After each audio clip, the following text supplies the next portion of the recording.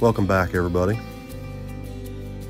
It's Monday, and we're just now finally getting around to unpacking and unloading everything from the weekend. We unloaded Billy's S10 today, got it out of the trailer, unhooked the dually from the trailer, and got it cleaned up a little bit.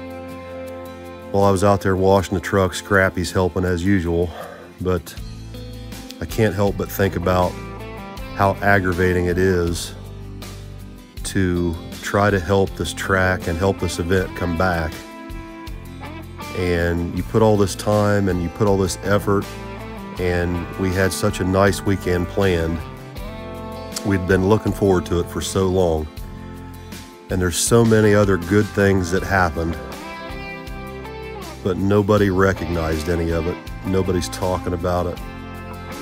You know, one self-centered guy kind of just ruined the whole event for everybody at 5 in the morning. And that's par for the course for the guy we're talking about. But in this video, I don't want to talk about that anymore. I don't want to mention it. What I want to focus on is all the good things that happened this weekend. All the people who really came together in a time of need to make this event kick off and happen the way it did. So I just want to take some time to recognize some people who really bailed everybody out this weekend and made this event as good as it was. So tell me how Montana Robinson came to be the flagger. So we were up there for the drivers meeting, and the flagger started talking about what he was going to do, and I could tell immediately that this kid, he hadn't flagged a whole lot of races. Nothing against him. I think he was just put in that position, and he didn't really know all the rules to what we needed to do. He was going to pull the turbo cars in first. He was going to give this guy 5 seconds, this guy 5 seconds, point both ways twice. It was obviously going to be a little bit of a cluster. So I knew Montana was there because I had seen him earlier, and I told the announcer, I told Ricky, I said, if Montana Robinson's here, can you just announce it on the PA and see if he's here? And sure enough, he was over there on the wall. He's just 10 feet away.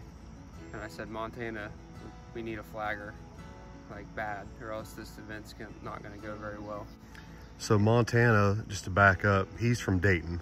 Montana's from Dayton. He flagged the biggest street race in Ohio's history, to my knowledge. There was like 32 or 36 cars. I've never seen him screw anything up. Like, he's legit. He knows what he's doing. He does a fantastic job. He's fair.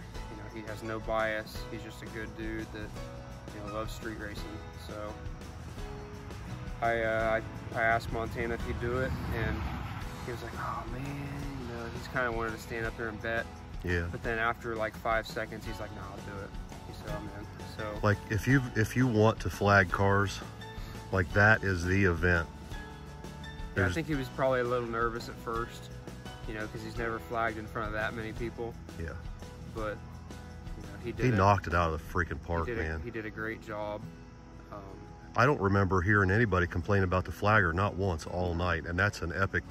And you can lay out rules and you can lay out this and that, but it really takes somebody that knows what they're doing, knows whose car's turbo car, who takes a while to spool, who's nitrous, who bumps, who doesn't. It's not easy. No, like, everybody needs something different, and some people flash their lights, some people bump, some people don't. Yeah, it really tough. Takes somebody that is really engaged in what they're doing. So he did a great job. And then Ricky announced the whole thing all night long, full of energy. Like, awesome announcer, absolutely awesome, full of energy, like you said. Doesn't get tired.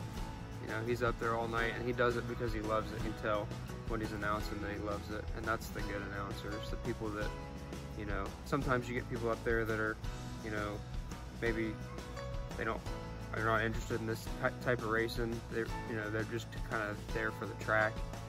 They're every weekend announcers. You can't just have an every weekend announcer at an event like this. You need a special announcer. Yeah, I agree. It takes somebody that knows the cars a little bit and can bring some excitement.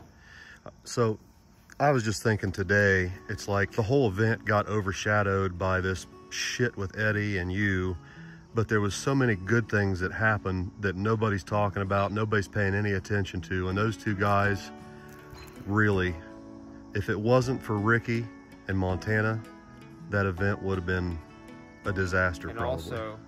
also you had Ryan Mitchell. And Ryan Mitchell. He paired all the cars. Oh my God. And he was there just to watch. And he dealt with all that bullshit all night. Yeah, he was right in the middle of us and Eddie and all that. And he didn't have to be there. He didn't have to say yes to that at all.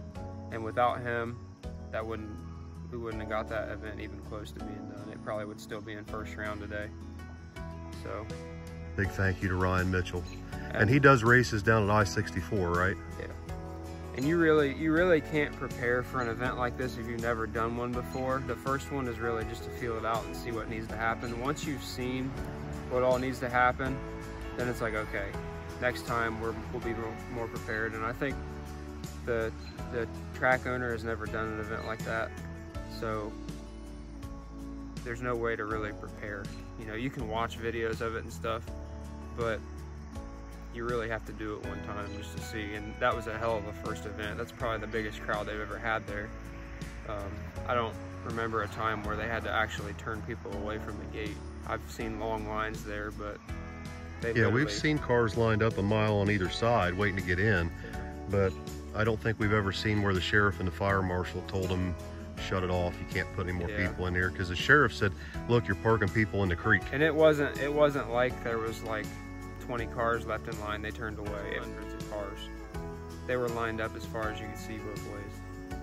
So crazy, you know, crazy for a first event. He was overwhelmed, and he had every right to be. You know, he didn't expect it, I'm sure. They haven't had a turnout like that all year, or even close.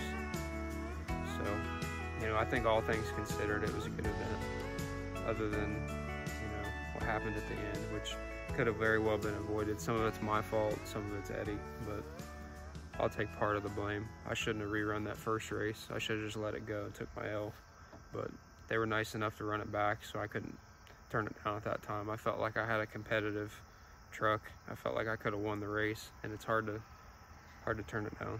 So, and probably a little bit of pressure from me too, because like that, I got choked up talking about it on the starting line. I got on the microphone and I was like, I've never got to witness this. Yeah, I want to put on a show for the fans. I didn't want to go out like that. I wanted everybody there that was there to see us. You know, I wanted them to see us go to the finals that night. If we could, you know. Part of it, you know, but I don't know. I think a lot of lessons were learned that night from a lot of people. So next weekend should be better. I hope so. So this weekend we're going to trails, right? We're going to National Trail Raceway, Uncaged. Uncaged. It's Ohio Grudge Racing. Back into the track. Yep, backwards track race, National Trail Raceway, literally right here in our front yard. Yep. And we're giving away this freaking RC truck, right? I think what he's going to do is he's got armbands for little kids, special armbands. If you're a kid, you're going to get an armband that's special, and it's numbered, I'm pretty sure. Yeah. And Josh is going to pull a winner and give away this brand new 1967 C10 Chevy pickup. It's a Traxxas Drag Slash, right? Yep. It's ready to run. Yep. I'm hoping that there's some way to do the drawing before the RC race. That way they could actually enter it. That'd be cool. Yeah, that would be cool. If not, then I'm sure, you know, it's still cool, but yeah. Oh, God. Some kid's going to be going away with a fun little RC truck. And yeah, they're a lot of fun. I was into them this winter, and they're a blast for sure. Big Chief's into him big time, dude. He's like a mega tuner now. 1320 just did a video on RC drag racing. They're paying out $20,000, $30,000, $40,000 to win these things. It's crazy. It's getting serious. It's crazy. And it's a good way for fathers and sons to spend time together, right? Yeah. And it's a good way to get the little kids interested in drag racing. Yep. Yep. I mean, that's like the cheapest way to get into drag racing, I think, honestly. Because those drag slashes are like $500, which I know is a little bit expensive for an RC truck, but compared to like a junior dragster or something, it's not. Right. You know. I mean, you don't have to buy a junior dragster for your kid if you can't afford it. You can get them into little RC trucks and start them there. They can learn the basics of staging and reaction time and how to tune suspension and power management. It's all there. It's all the same stuff. It's all the same. And they program these speed controllers on a laptop just like real drag cars. Yeah. I've got more data on my RC car than I do on this truck. That's true. Yeah. I can see how much horsepower it made. I can see the RPMs, you know, I can see where it spun, where it didn't, and all that stuff. I can put motor timing in it to make it run more mile an hour. You can pull timing out of it, or, you know, make it slower on the hit. You can do all that stuff. All right, well, I'm gonna go ahead and check on Mom. She's making dinner in there. All right. How you doing, Squirrely? I'm fine. I'm listening to Josh on his live feed. Oh, okay. Yeah, they're talking about you. Uh-oh, that's not good. How's Noodles coming? Yeah. Did you tell everybody that you made me sick? No.